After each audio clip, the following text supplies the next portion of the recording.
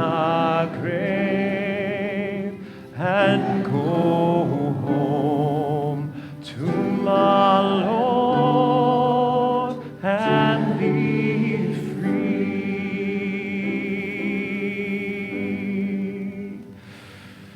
No more weeping, no more weeping, no more weeping over me. And before I'd be a slave, I'll be buried in my grave and go home to my Lord and be free.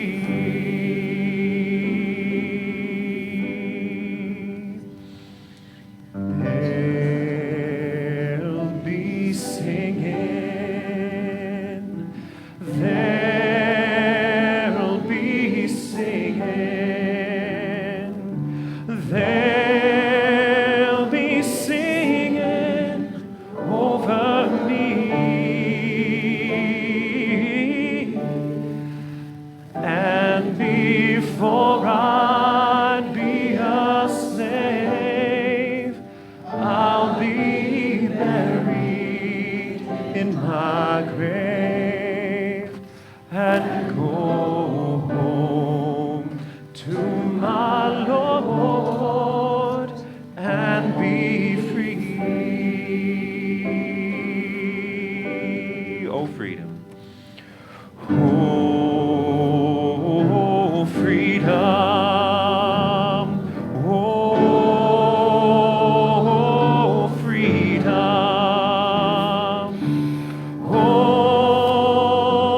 Oh, freedom over me, over me.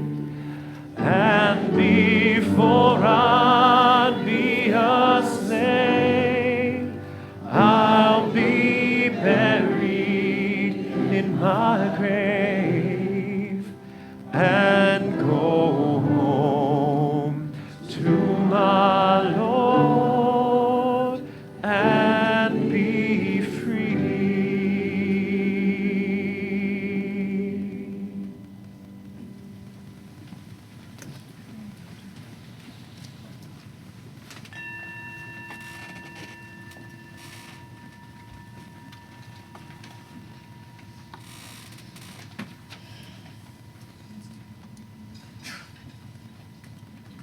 Here, in the refuge of this Sabbath home, we turn our busy minds toward silence and our full hearts toward one another. Let us put hands on hearts. Feel the warm connection. Let love in this moment flow. Say to yourself silently, I will love myself, I will love others, and that love will help us heal the world. This Sunday, we remember the 400th anniversary of the arrival in 1619 at Jamestown of the first Africans to be sold into bondage. These Africans were the first of millions that were enslaved to work on plantations established on land stolen from the indigenous peoples of the continent. This is a past we must remember if we are to meet the challenges of living together today, and if we are to realize the collective dream for a better tomorrow. And now the joys and sorrows of our beloved community. Sending healing thoughts to Julie Pierce. Julie had foot surgery on July 22nd and she is at home recuperating. Cards and emails welcome. Paula Keinert asked us to send positive energy to her mother, Elaine, who is being treated for cellulitis at Eastside Medical Center. At this time, I invite you to say out loud the names of people you are holding in your heart this morning.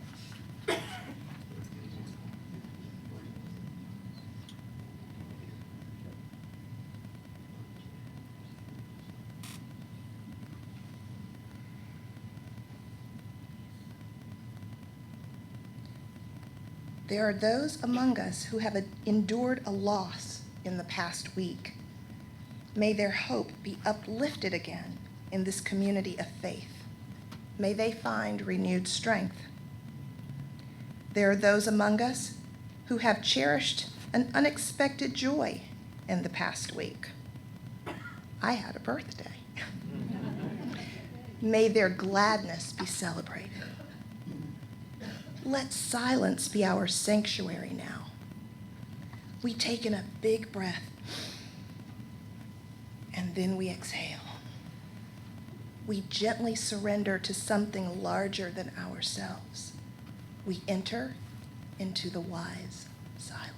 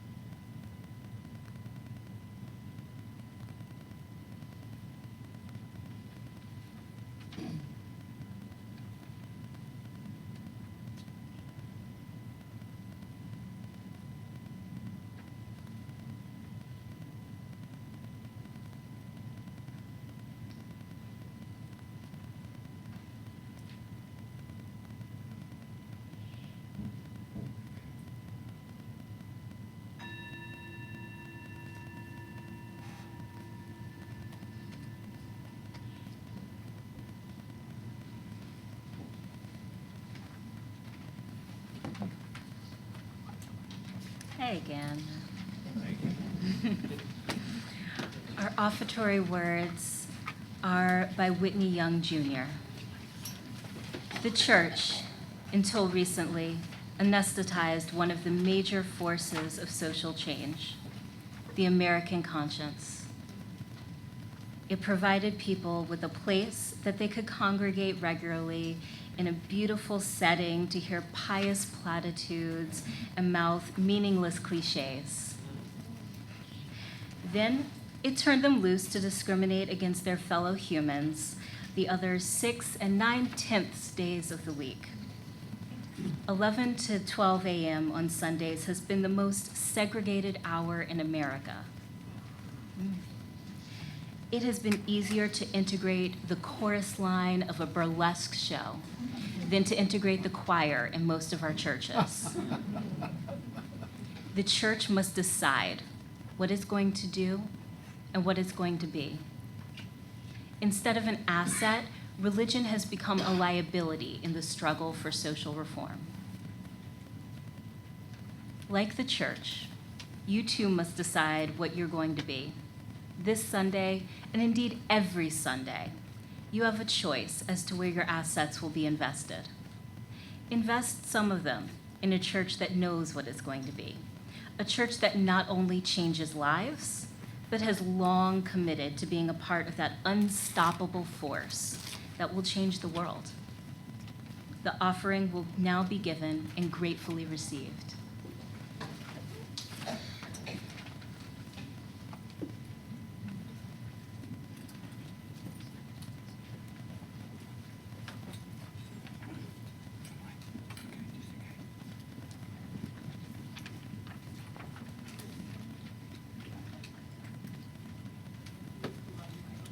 Okay. Tracy Chapman is one of my favorite musical artists, so I'm going to sing a song of hers when I was a black kid coming up, it was very strange for me to like Tracy Chapman amongst my black peers. So my love for music actually is emblematic of a long-standing tension between my individual and communal identity as a black person. I have selected this particular Tracy Chapman song to sing because it's emblematic of something else. It's, even though the song is technically a song about romantic love, how I mean it, what I will mean when I sing it in this moment, is for it to convey my experiences, my challenges, and the nurturing experiences that I've had as a black woman, and the particular type of black woman that I am in this Unitarian Universalist faith. So let's do it.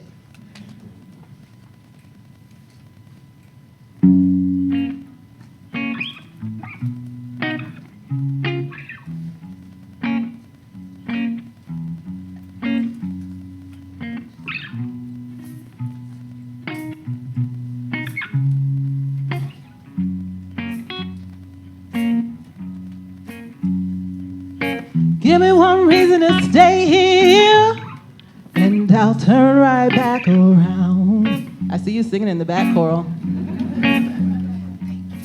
Give me one reason to stay here, oh, and I'll turn right back around. Said I don't want to leave you lonely, but you gotta make me change my mind. Baby, I got your number, oh, and I know that you got mine. You know that I called you, I called too many times. You can call me, baby, you can call me anytime, but you got to call me. Give me one reason to stay here, oh, and I'll turn right back around. Give me one reason to stay here, oh, and I'll turn right back around. Said I don't want to leave you lonely, but you gotta make me change my mind. I don't want no one to squeeze me. They might take away my life. I don't want no one to squeeze me. They might take away my life. I just want someone to hold me, oh, and rock with me through these nights. Break it down now.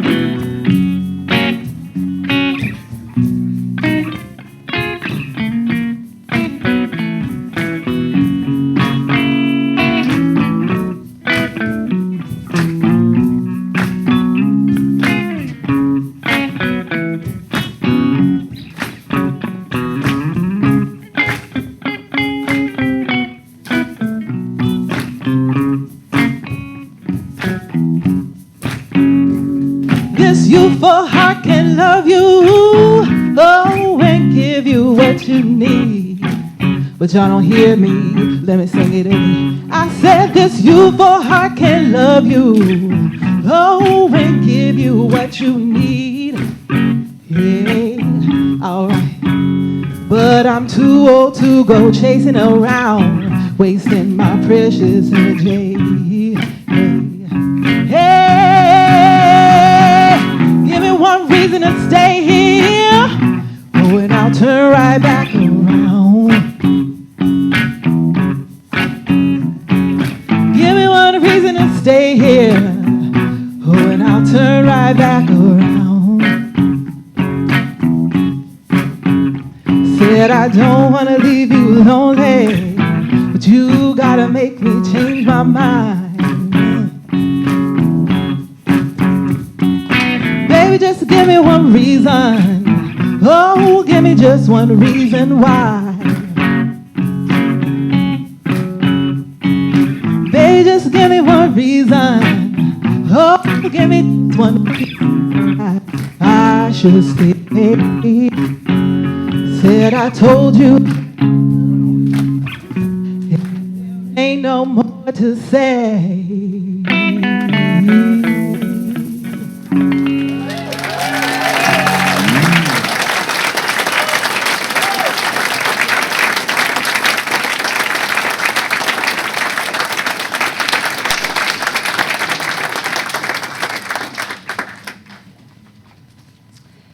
Thank you for that beautiful music.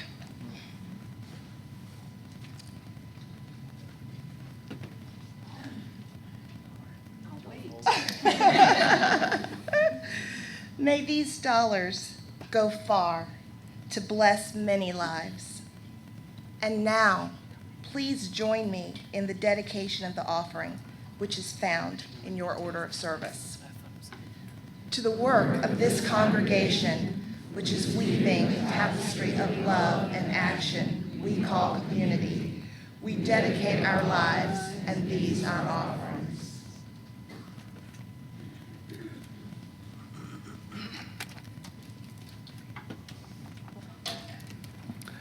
Well, after music like that, I really don't need to preach. I think we're done. We can all go home at this point. There are two things I must acknowledge right off the bat. The very first thing I must say about how to be a BUU is that there is no one way to be a black UU. If there are 50 black Unitarians in a congregation, then there are 50 potential ways to be a black UU. We are not monolithic. We are as diverse in what we feel, think, believe, and worship as any other group of people. When I hear someone say how hard it is to attract black people to our faith, I immediately want to remind them of how hard it is to attract white people to Unitarian Universalism. Which statement is true? Less than 1% of black Americans are members of UU congregations, or less than 1% of white Americans are members of UU congregations? How many of you think the first is true? Less than 1% of black Americans. How about the second? Less than 1% of white Americans. Yeah, well, that's right. Both are true. Both are true. So the next time you hear someone say some variant of it's hard to get black people to come, join, or visit our congregation, remind them that the truer statement is it's hard to get people, period, to come, join, or visit. Don't believe your eyes. They are deceiving you. You think there are a lot of white people in this room? There's not a lot of anyone in this room. Yeah. Your eyes are playing tricks on your mind. But however many people of any kind are here, we must not forget that they are individuals and are here for their own unique reasons. Because even black people are diverse. I can't really say how to be a BUU. I can only speak my truth, how I have learned to be a BUU. This is one person's perspective, but then a religion with the audacity to call itself both Unitarian and Universalist. There's value in even the perspective of one. In addition to this first acknowledgement that I am only speaking my truth, let me also acknowledge that race and ethnicity within our faith movement are not binary. If you are a person of color who is not African American, it can be pretty annoying when we fail to acknowledge that there are more than two colors in God's palette.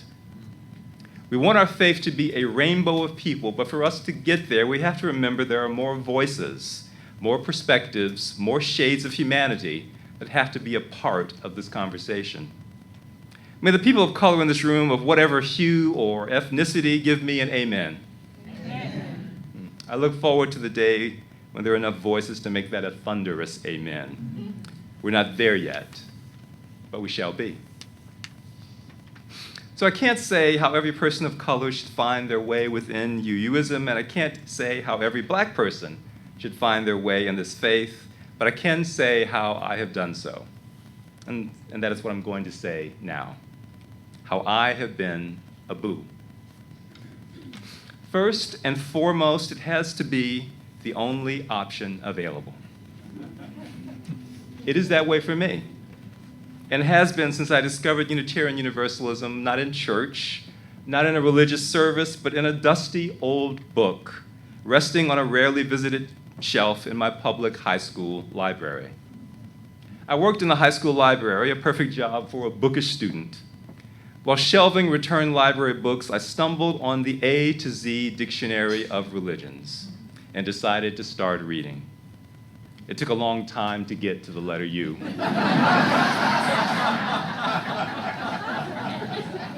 I actually skipped over Unitarian Universalism because Zoroastrianism, the only religion that came later in the book, sounded more interesting. So how do I know UUism is my only option? Because I've visited every other one. And it was the only one in the A to Z dictionary that struck a chord. Before I had even met my people, I knew I had found my people. And by that, I mean you. You are my only option. If you didn't exist, if UUCA ceased to exist, I would still be Unitarian Universalist. For better or for worse, it is what I am. Now, I've had other religious offers. Attractive offers, in fact. Even after I knew I was UU, I joined a black Christian church. Why would I do that? Well, one primary reason. The women were attractive. Yeah. I met my wife there. Now, I don't know if she was looking for me, but I was looking for her. And once I found her, we were out of there.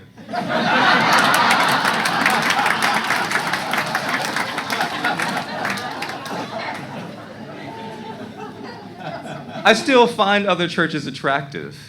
Did you know that the First Congregationalist Church has jazz vespers? Did you know they have First Friday jazz concerts? That makes them very attractive to me. Which brings me to my second point about how to be a BUU.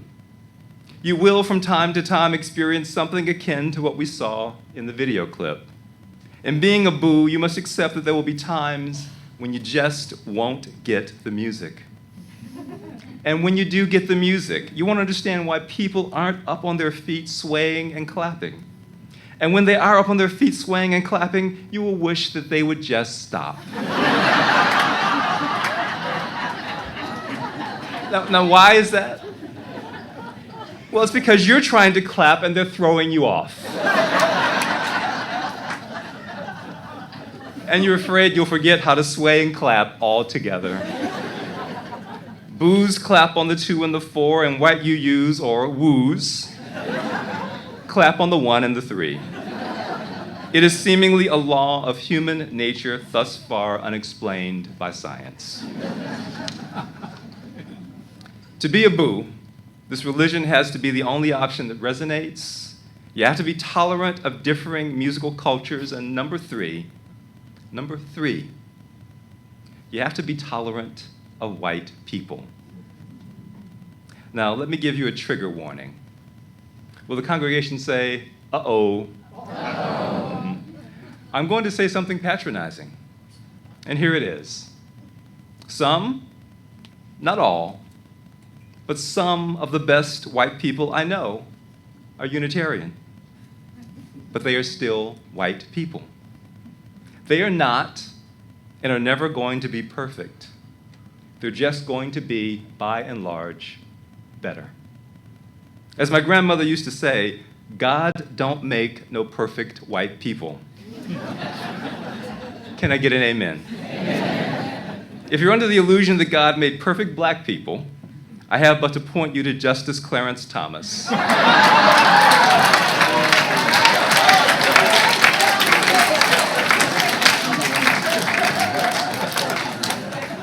Housing and Urban Secretary Ben Carson, and Black Republican Senator Tim Scott.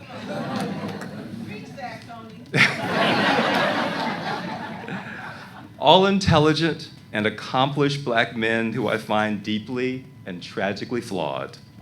and all with whom I have not a single thing in common.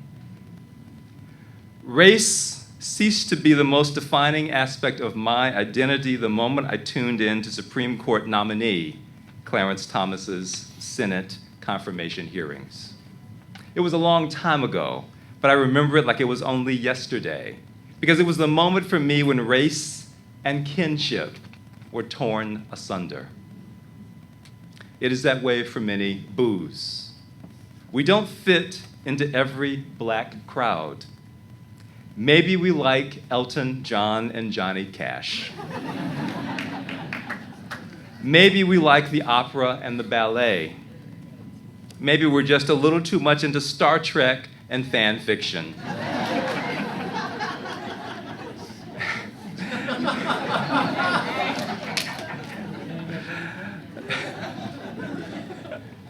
Maybe like my daughter, punk rock changed our lives. Maybe we're just black and gay. It's no secret that when it comes to sexual orientation, African Americans make up one of the least tolerant communities in America.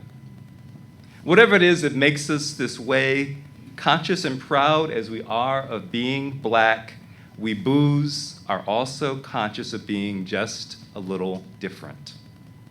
Different enough that we feel our greatest kinship in a place like this, where outsiders are welcome.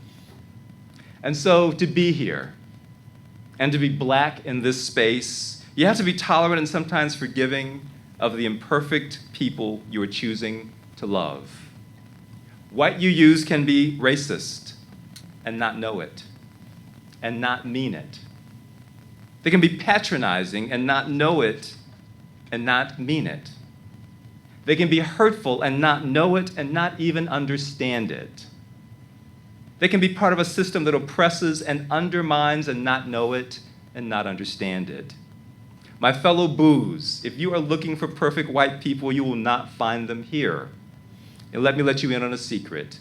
You're not going to find them anywhere else either. And so being a BUU means struggling with some of the same issues, struggling with the same challenges, struggling with the same indignities that we face in many other places that we go. And so being a BUU means being committed to that struggle, and so does being a WUU. BUUs and WUUs. Black and white UUs are a part of the same struggle, and it isn't easy for either of us. Now, I've been articulating what makes it hard for BUUs. Lest you think I'm unsympathetic, let me say a few words about what makes it hard for WUUs. I want to be fair. First, you have to learn to tell black people apart.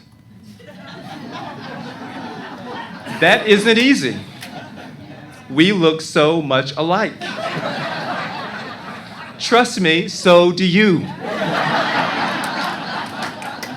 If I can do it, you can too.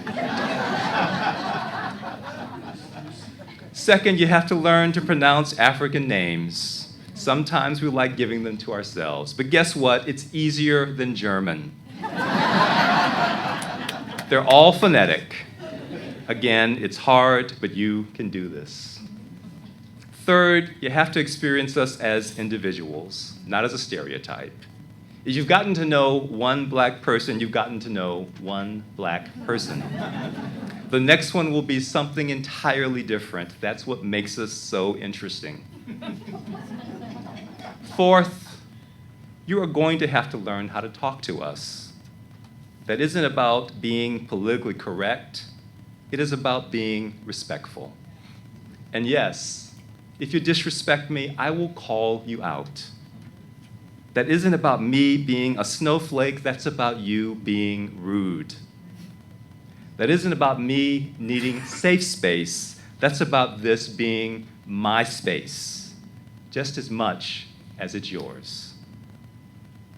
And fifth, you have to learn to clap on the 2 and the 4. Okay, I'm asking too much. We'll let that one go. Not too much. But why should any of us, BUUs or WUUs, have to work this hard? Why in particular should we come to church just to work this hard? Now it's time for my second trigger warning. Will the congregation say again, uh-oh? Uh-oh. Yeah. I'm about to say something evangelical. Yeah. That is not the adjective that normally comes to mind when we think of Unitarian Universalism. But it is my belief that our faith, yours and mine, the faith of BUUs and WUUs, will save humanity. Will save humanity. And it's my evangelical belief that we ought to be proclaiming it to the world. If that is, we are not too distracted by our own unpleasant internal conflicts. Something unpleasant and distracting happened a few weeks ago near the end of General Assembly in Spokane, Washington. Reverend Todd Eckloff and members of his congregation, the UU Church of Spokane, began distributing a self-published and perhaps self-obsessed book he entitled The Gadfly Papers, 3 inconvenient essays by one pesky minister. Reverend Eckloff skewers what he perceives to be the suppression of ideas within our association of congregations, a suppression of ideas that subordinates our commitment to a free and responsible search for truth, subordinates the right of conscience, subordinates the democratic process, subordinates all these core foundational principles of Unitarian Universalism to what he perceives to be a growing culture of political correctness and safetyism within our faith movement. I suspect Reverend Eckloff would sneer at my use of trigger warnings in this sermon, as well as my advice on how to be BUU and WUU. Reverend Eckloff's book is currently the most popular book on Unitarian Universalism that is selling on Amazon. However, there isn't much competition.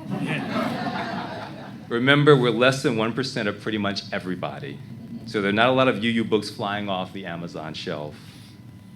Now, my apologies to any self-published authors out there, but if we're being honest, we have to acknowledge that self-published books don't go through the fact-checking, the bone-crushing critique, and the mandated revision of a book that is read by an editing team at a publishing house.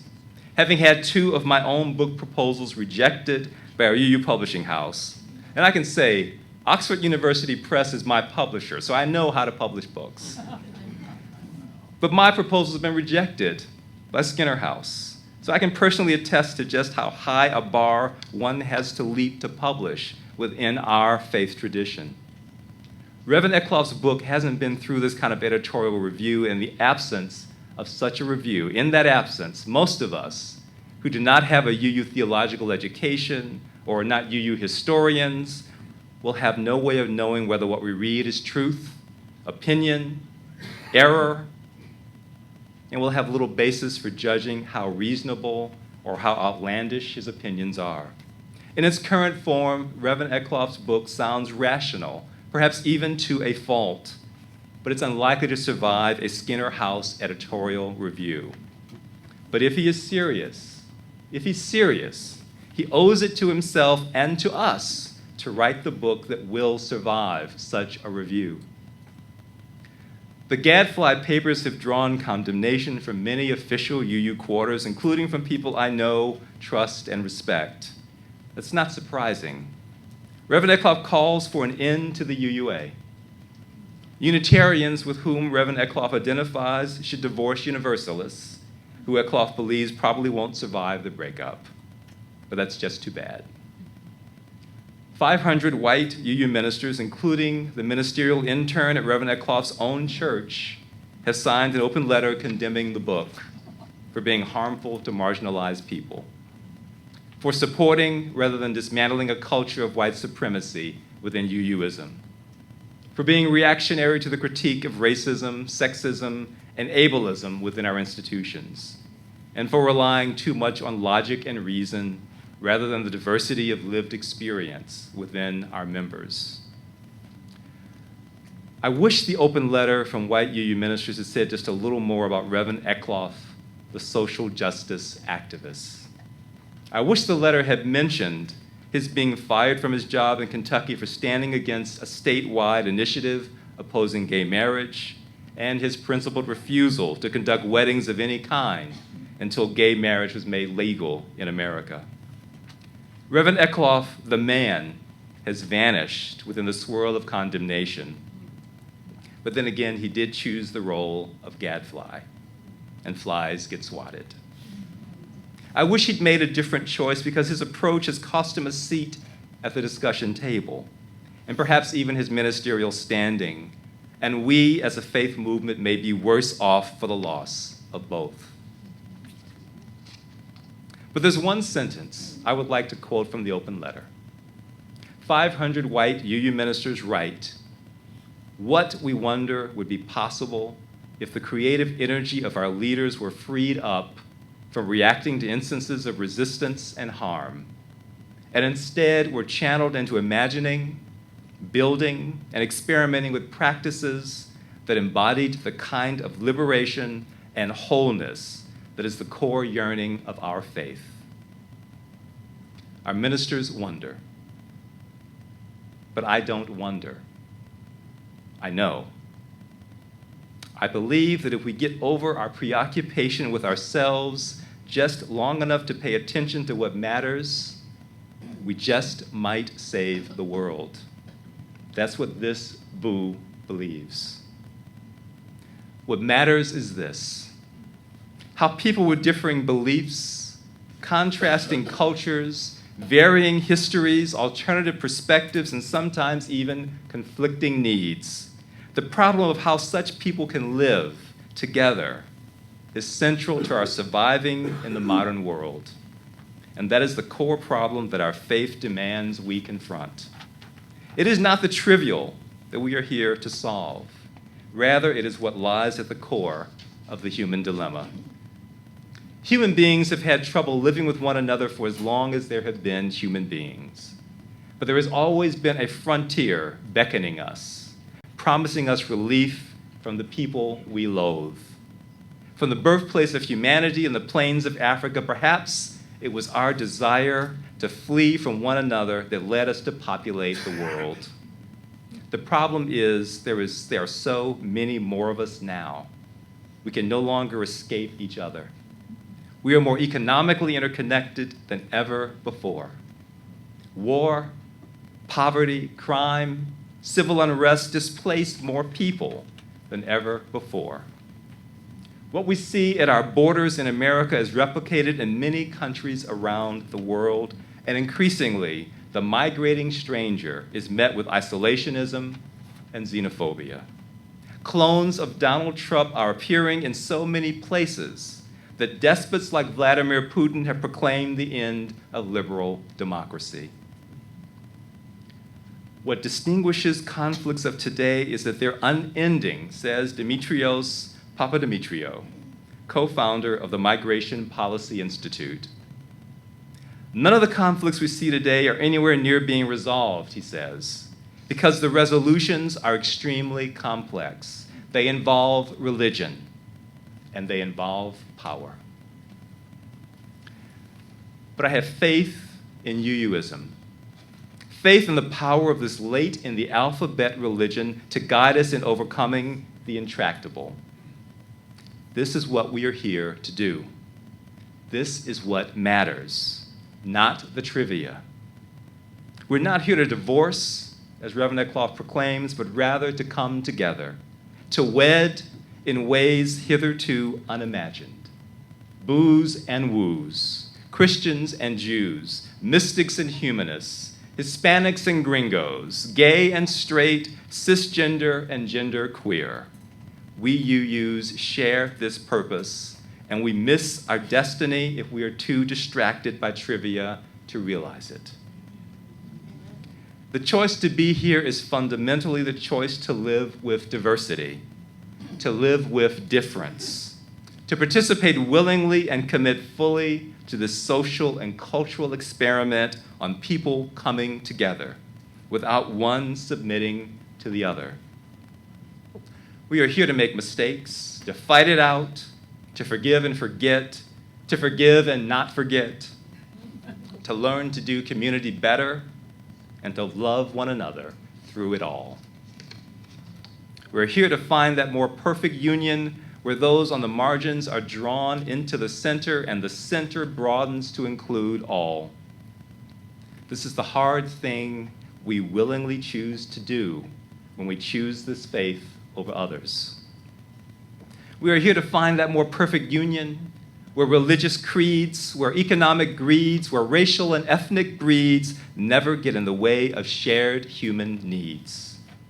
We are here to find that more perfect union that affirms, I am BUU, you are WU, and we have work to do. There is a world to save, and we are the people that can do it. The people that must do it. The people that will do it. That is my faith. That is my religion. That is being a BUU. Well, BUUs and WUs and whoever else you are, join in saying, Amen. Amen.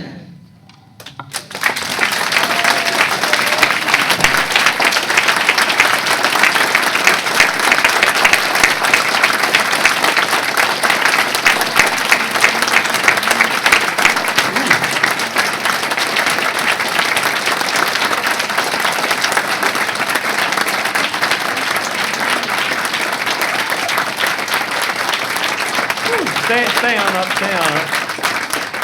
I flew home from Denver last night so I could be here for this service, and boy, am I glad. What a fantastic day. Our final hymn together is We Are by Dr. Issei Barnwell, one of our most fantastic UU musicians. She's an original member of Sweet Honey in the Rock.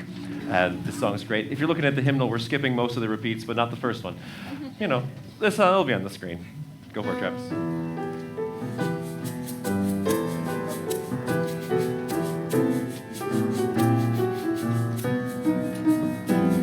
For each child that's born, a morning star rises and sings to the universe who we are. For each child that's born, a morning star rises and sings to the universe who we are.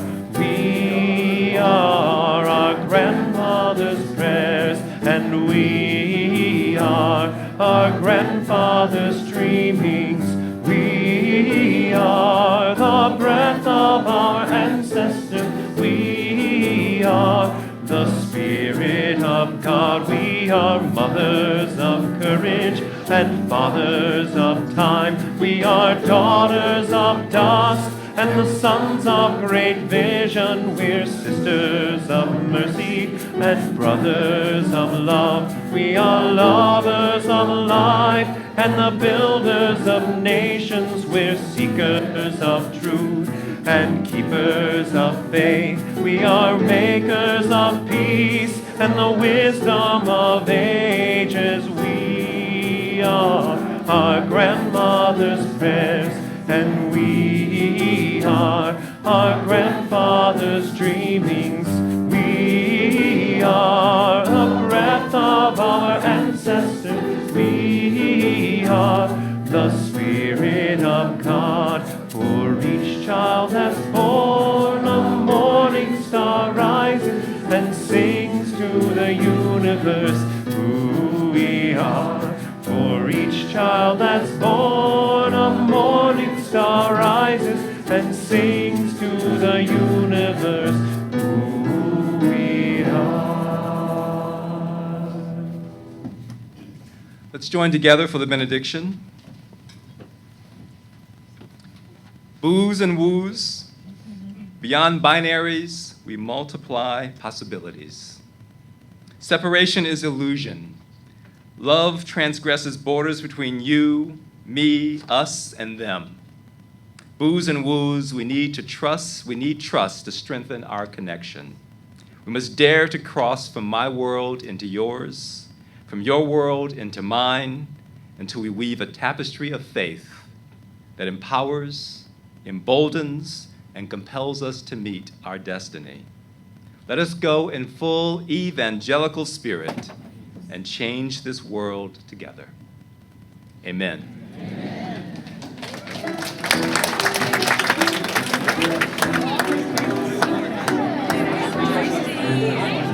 I like it playing. Good.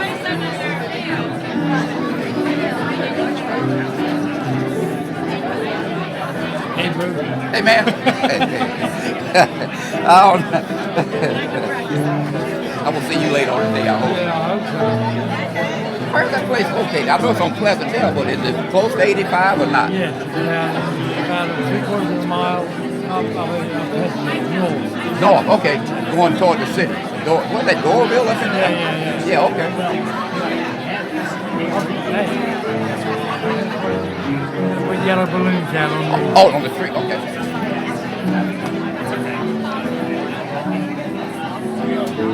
Thank you so much. Thank you. George is a great teacher.